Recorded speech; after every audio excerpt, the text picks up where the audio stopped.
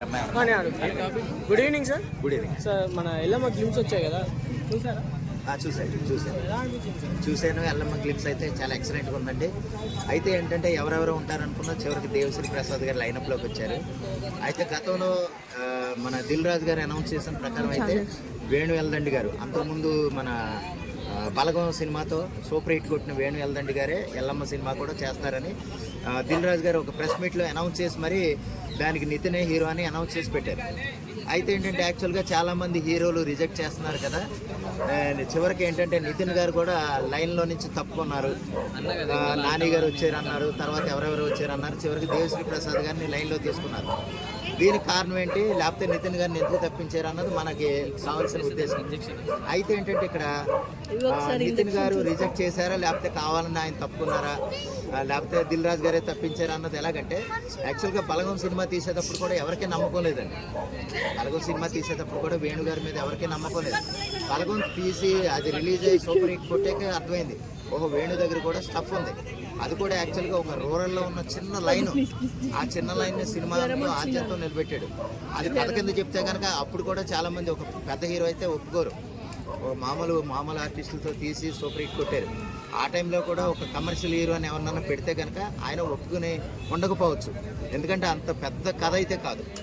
అదే సమయంలో ఇప్పుడు వేణుగారు మళ్ళీ తీసుకున్న సబ్జెక్ట్ కూడా ఎల్లమ్మ కూడా అది కూడా ఒక సింపుల్ స్టోరీని అయ్యి ఉండొచ్చు, లేదా అంటే ఆల్రెడీ బలగంతో సూపర్ హిట్ కొట్టారు కదా, ఇప్పుడు ఎల్లమ్మతో సూపర్ హిట్ కొట్టగలరా లేదా అన్న నమ్మకంతో నితిన్ గారు తప్పుకొని ఉండొచ్చు, లేదా వేరే ప్రాజెక్టుల మీద కాన్సన్ట్రేట్ చేయడం వల్ల కూడా తప్పుకొని ఉండొచ్చేమో. కానీ ఓవరాల్గా అయితే దేవిశ్రీ ప్రసాద్ గారు లైన్లోకి వచ్చారు. దేవిశ్రీ ప్రసాద్ గారు రోల్కి సెట్ అవుతారంటారు, అంటే ఆయన సింగర్ కదా, యాక్టర్గా ఎలా చూడొచ్చు మనం? యాక్టర్గానండి ఇప్పుడు మనం కొత్త ఫేస్ కావాలన్న ఉద్దేశంతో దేవిశ్రీ ప్రసాద్ గారు లైన్లోకి వచ్చారేమో. యాక్చువల్గా మనం చూస్తేనే కానీ అంతకుముందు ఏముంది, ఇప్పుడు మన ఇది రంగస్థలం సినిమాకి ఎలాగంటే రామచంద్ర గారు ఏం చేస్తారు, ఆయన అంతా కమర్షియల్లే కదా, ఆయన బాగుంటాడు, అసలు మాట డైలాగ్ చెప్పడమే రాదనుకునే వాళ్ళు ఎలా వచ్చిందంటే రంగస్థలం ఎరగదీస్తారు ఆ రస్టిక్ పాత్రలో. దేవిశ్రీ ప్రసాద్ గారు కూడా ఆయన కట్అవుట్ అది చూస్తే ఏంటంటే వెనక పిలక అది కొంచెం వెరైటీగానే ఉన్నారు. సినిమాకి తగ్గట్టుగా ఆయనకు అలా కావాలేమో, దానికి తగ్గట్టుగా అలా మౌల్డ్ అయ్యారు. ఆ విధంగా సినిమా కూడా ఆ పాత్ర తగ్గట్టుగా ఉండటం వల్లే దేవిశ్రీ ప్రసాద్ గారు లైన్లోకి వచ్చారేమో అని నేను అనుకుంటున్నాను. చాలా మంది ఏమంటారంటే దేవిశ్రీ ప్రసాద్ గారు సెట్ గారు, సో ఈ కథ ఇంకో హీరో దగ్గరికి వెళ్తుందేమో అని చెప్పి చాలా మంది అనుకుంటున్నారు. అవునండి, దానికి మీరేమంటారు? అంటే దేవిశ్రీ ప్రసాద్ గారు సెట్ గారు అని అనుకోవడానికి ఏంటంటే దేవిశ్రీ ప్రసాద్ గారిని మనం అంతకుముందు ఒక హీరోగాను, ఒక యాక్టర్గాను, లేకపోతే ఒక క్యారెక్టర్ ఆర్టిస్ట్గాను మనం చూడలేదు.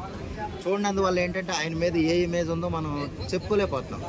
అంటే మ్యూజిక్ డైరెక్ట్గా స్టేజ్ల మీద పెర్ఫార్మ్ చేయటం మనం చూసాం, కానీ యాక్టర్గా ఎంతవరకు చేయగలరు అనేది మనకు తెలియదు. అందువల్ల కొంత అవనమ్మకంతో ఉన్నారేమో, కానీ పాత్రకి ఎంతవరకు సరిపోతారో ఆ సినిమా వచ్చిన తర్వాత సినిమా హిట్ అయితే కనుక ఆయన ఎంతవరకు సరిపోతారు అనేది మనం జడ్జి చేయగలం. అంతవరకు ఆయన పాత్రకు సరిపోతారో లేదో మనం చెప్పలేమండి. చాలా మంది హీరోలు కూడా సాంగ్స్ పాడారు, కానీ ఫస్ట్ టైం ఒక సింగర్ హీరో అవుతున్నారు. సింగర్ హీరో అవటం అనేది ఒక మంచి పరిణామం అండి, ఎందుకంటే ఇంతకుముందు చాలామంది ట్రై చేశారు కానీ అలాగా సక్సెస్ అయిన వాళ్ళు ఎవరూ లేరు. ఇప్పుడు యాక్చువల్గా జీవి ప్రకాష్ కుమార్ ఉన్నారు. జీవి ప్రకాష్ కుమార్ ఒక మ్యూజిక్ డైరెక్టర్, ఆయన యాక్టర్గా ట్రై చేశారు. ఇప్పుడు యాక్చువల్గా దేవ మేనల్లుడు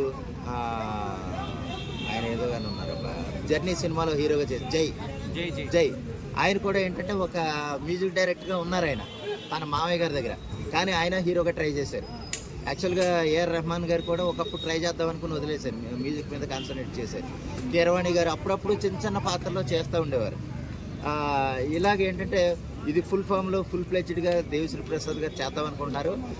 ఆయన ఎలా చేస్తారో చూసి, ఎందుకంటే ఏ ఇమాజినేషను ఆయన మీద ఏమీ మనకి ఇమాజినేషన్ లేదు కాబట్టి, మన ఏ ఇమేజ్లోనూ ఆయన లేడు కాబట్టి ఆయన్ని ఫ్రెష్గా ఉంటాడని నేను అనుకుంటున్నాను. దాని తగ్గట్టుగానే సినిమా కొత్త వ్యక్తిని తీసుకున్నారని నేను అనుకుంటున్నాను. సో ఒకవేళ ఇప్పుడు నవీన్ గారు వేణు గారు ఈ మూవీ కూడా ఒక బ్లాక్ బాస్టర్ కొట్టారంటే పెద్ద హీరోలు ఎవరైనా మళ్ళీ ఛాన్స్ ఇచ్చే అవకాశాలు ఉన్నాయంటారా? ఖచ్చితంగా.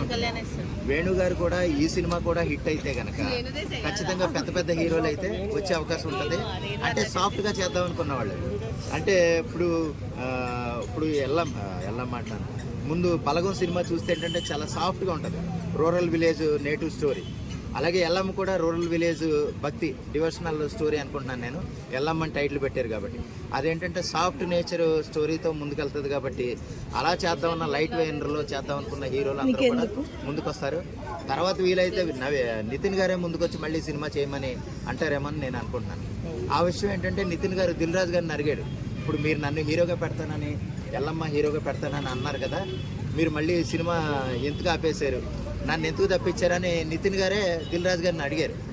అయితే ఏంటంటే ఓవరాల్గా సరే నీకు కొన్ని కారణాలు చెప్తాను, తర్వాత కొంతమందిని చేశాను, వాళ్ళ తర్వాత అవ్వలేదు, అందుకనే మళ్ళీ మన దేవిశ్రీ ప్రసాద్ లైన్లోకి వచ్చాడు, తీసుకున్నాను, చూద్దాం నీకు ఇంకా వేరే సినిమా చేద్దామని ఆయన చెప్పారనమాట. సో దేవిశ్రీ ప్రసాద్ గారికి సరిగ్గా మ్యూజిక్ మీద రావట్లేదు మూవీస్, అందుకే హీరోగా ట్రై చేస్తున్నారు చెప్పి కొంతమంది ట్రోల్ చేస్తున్నారు. అవునండి, అది ట్రోల్ చేయటం ఎలాగంటే యాక్చువల్గా దేవిశ్రీ ప్రసాద్ గారు ఈ మధ్య సినిమాలు చేసిన సినిమాలన్నీ కూడా ఒక సినిమాకి సంబంధం లేకుండానే చేసుకొచ్చారు. అంటే ఇప్పుడు తమన్ గారు ఎలాగుందంటే అన్ని సినిమాల్లోనూ ఒకేలాగా ఉంటుంది, ఒకే బ్యాక్గ్రౌండ్ స్కోర్, ఒకే పాటలు. కానీ ఏంటంటే దేవిశ్రీ ప్రసాద్ గారు అంతకుముందు వచ్చిన సినిమాకి ఈ సినిమాలకి సంబంధం లేదు. అందువల్ల ఏంటంటే ఆయన సినిమాకి మార్చుకుంటూ వస్తున్నారు, స్టేజ్ షోలు చేస్తున్నారు, అమెరికాలోను లండన్లోను ఇటువంటి పెద్ద పెద్ద స్టేజ్ షోలు కూడా చేసుకుని వస్తున్నారు. ఆయన అభిరుచి ప్రకారం ఒక సినిమా హీరో అవ్వాలన్న ఉద్దేశం ఉందేమో, దాంతో గట్టిగానే ఆయన ప్రయత్నాలు చేసి ఇప్పుడు ఎల్లమ్మ సినిమాలో హీరోగా అవ్వాలనుకుంటున్నారేమో అని నా ఉద్దేశం అండి. ఆ ప్రయత్నాల్లోనే కొన్ని సినిమాలు తగ్గించుకున్నారు అనుకుంటున్నాను నేను. ఎందుకంటే వేణుగారి సలహా ప్రకారం ఆయన జుట్టు అది పెంచారు, వెనకాల పిలకేసుకున్నారు. అది సినిమాకి మోల్డ్ అవున ఉద్దేశంతోనే ఆ హీరోగా సినిమా చేసిన కాలం ఆయన మ్యూజిక్ డైరెక్టర్గా అప్పుడప్పుడు వీలున్నప్పుడు తప్ప ఫుల్ లెంగ్త్లో మ్యూజిక్ డైరెక్షన్ ఉండదు ప్రస్తుతానికి. అయితే ఆ సినిమా పూర్తయిగా మళ్ళీ తన మ్యూజిక్ కొనసాగుతుందని నేను అనుకుంటున్నాను. సో నితిన్ గారికి ఆల్మోస్ట్ ఈ మధ్యకాలం అన్ని ఫ్లాప్లే కదా, ఈ సినిమాని అయినా కూడా రిజెక్ట్ చేస్తారు, ఎందుకు అనుకోవచ్చు? అది యాక్చువల్గా అది దిల్ రాజు గారు చెప్పడం వల్ల అయిందనుకుంటున్నానండి నేను అనుకోవటం అయితే. ఎందుకంటే తమ్ముడు కనుక హిట్ అయితే, అదే ప్రొడక్షన్లో వచ్చిన తమ్ముడు కనుక సూపర్ వేణు శ్రీరామ్ గారు డైరెక్ట్ చేసిన తమ్ముడు హిట్ అయి ఉంటే ఎల్లమ్మ సినిమాలో నితిన్ గారిని కొనసాగిద్దాం అనుకున్నారు. కానీ వాస్తవానికి ఏంటంటే తమ్ముడు సినిమా అట్టర్ ఫ్లాప్ అయింది, అంటే లాజికల్గా కూడా న్యాచురల్గా లేదు. అందువల్ల ఏంటంటే మళ్ళీ ఇంప్రెషన్ వల్ల మళ్ళీ అదే ఇంప్రెషన్ ఏమన్నా ఎల్లమ్మకి ఏమన్నా పడి ఎల్లమ్మ సినిమా ఏమన్నా దెబ్బతింటుందేమో, దాని బదులు ఏదన్నా ఒక ఫ్రెష్ క్యారెక్టర్ని ఫ్రెష్గా ఉండే హీరోని పెట్టుకుని సినిమా తీసి ముందుకెళ్దామన్న ఉద్దేశంతో దిల్ రాజు గారు ఈ ప్లాన్ చేశారని నేను అనుకుంటున్నాను. సో బల్గం పెట్టుకోటి ఆల్మోస్ట్ 3 years పైన అవుతుంది.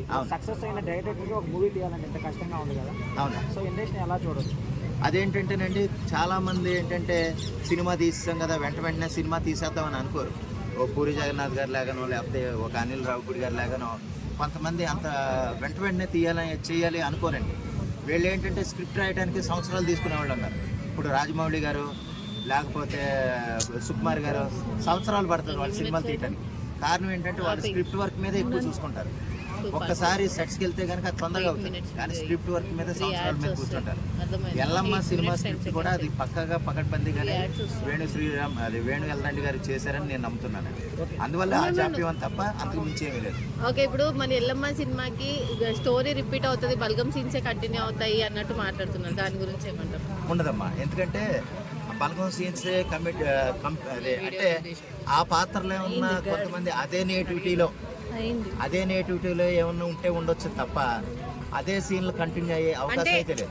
అంటే వేణుగోపాల్ ఎప్పుడు ఎక్కువ సినిమాలు తీయలేదు, కొన్ని తీసాడు కదా వేణు, సో దాని గురించి సేమ్ ఉంటది అని అంటున్నారు కదా. కానీ అనుకునే వాళ్ళు అంటారమ్మా, ఎలాగంటే సుకుమార్ గారు రంగస్థలం తీసినప్పుడు నెక్స్ట్ సినిమా కూడా అలాగే ఉంటుంది అనుకున్నారు.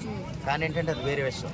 ఇది కూడా ఏంటంటే బలగం సినిమా ఏంటంటే పూర్తిగా విలేజ్ రూరల్ నేటివిటీతో ఉన్న కథ. ఎల్లమ్మ కూడా విలేజ్ నేటివిటీతో ఉన్న కథ. అందుకోసం ఏంటంటే మళ్ళీ అలాగే ఉంటుందేమో, అదే క్యారెక్టర్లో లేదా అదే సీన్స్తో ఉంటుందేమో అని అనుకుంటారు వాస్తవానికి. కానీ ఏంటంటే అది అలా కాదు, ఇది పూర్తిగా విరుద్ధమైన కథ. దానికి తగ్గట్టుగా నేను స్క్రిప్ట్ అది రెడీ చేసుకున్నారు. స్క్రిప్ట్ రాయడానికి అంత సమయం పట్టింది, అది మనకందరికీ తెలిసిందే. ఇప్పుడు పక్కగా స్క్రిప్ట్ రెడీ అయిన తర్వాతే ముందుకు వెళ్తున్నారని నా ఉద్దేశం. ఒకేలాగైతే ఉండదు.